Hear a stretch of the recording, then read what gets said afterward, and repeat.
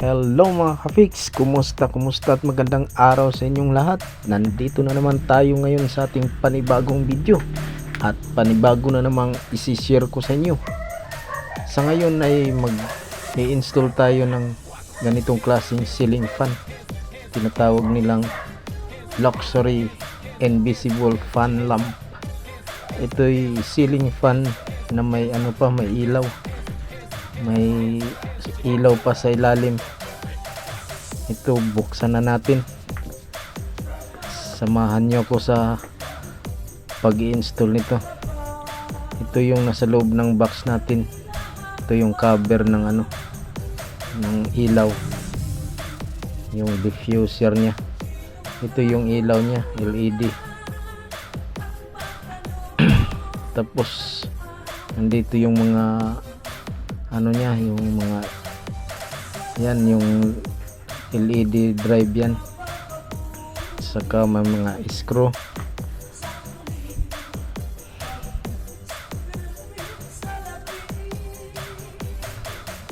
saka remote control, at ito naman yung fan nya, yung motor nya. Yan ang ikakabit natin sa kisame.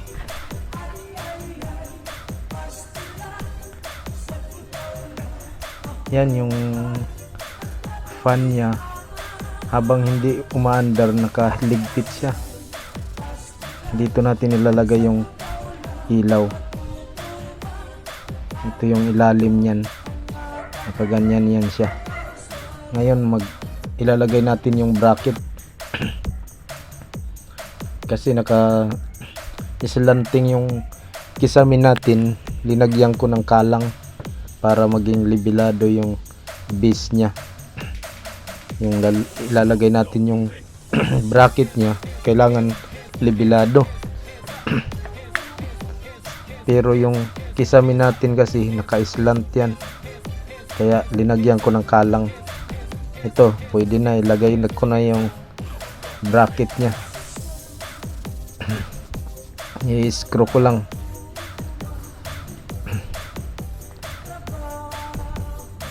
Diyan natin hahang yung ceiling fan.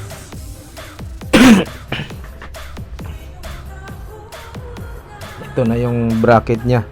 I-screw ko. 4 na screw yan para matibay, kasi medyo mabigat to.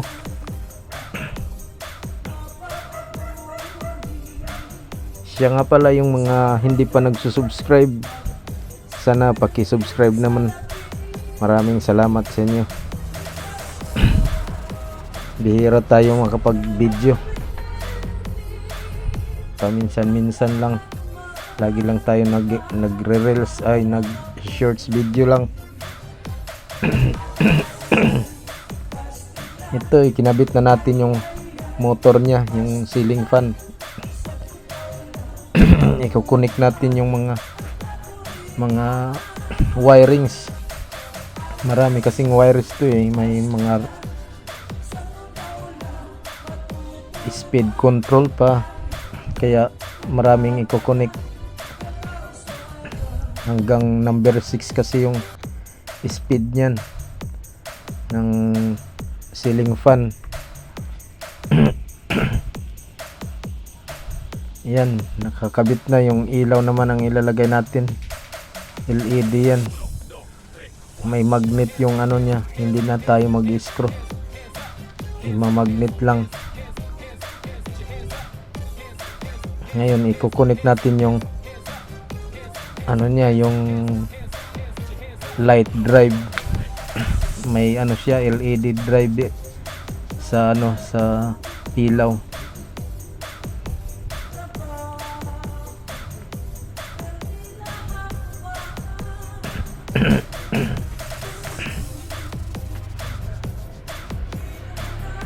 Yan, naka-on na kasi yung pagkabit ko, kaya kusang umilaw kaagad.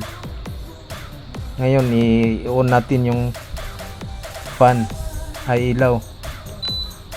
Ayan, kung mapapansin mo parang ilaw lang siya.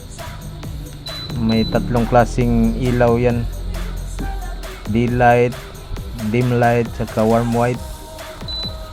Ngayon bubuksan natin yung fan, kusa siyang lalabas. Pag hindi siya naka on yung fan, hindi mo makikita yung ilisin niya, nasa gilid, nakaligpit siya. Ngayon makikita natin kasi naka on yung fan.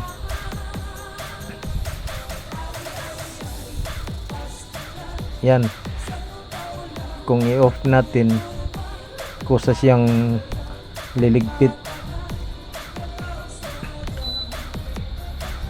Yan, naka-off yung ilaw, makikita pa natin yung ilisi. Pero pag pinatay natin, ano siya, liligpit na dahan-dahan hanggang sa wala na tayong makitang ilisi. Akala mo yung ilaw lang na natural na ilaw, yun pala may ilisi siya sa ibabaw.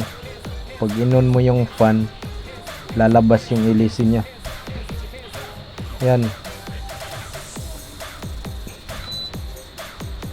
ilaw na naman. Medyo madilim-dilim na.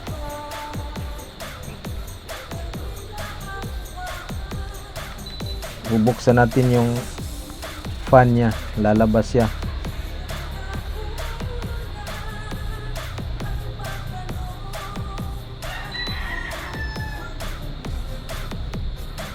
Dahan-dahan siya lalabas yan, hanggang sa lalakas na yung ano, nakalabas na yung ilisi niya.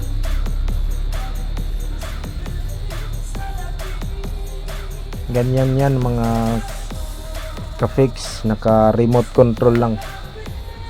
Buksan natin yung ilaw, naka remote control. Pwede yan i-timer mo, gusto mo ng 1 hour, 2 hours, saka 4 hours. Kusa na siyang mamamatay kung i-set mo siya ng ilang oras.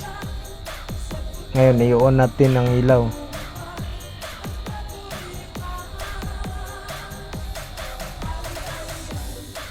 Ganyan na lang mga ka-fix. Maraming salamat.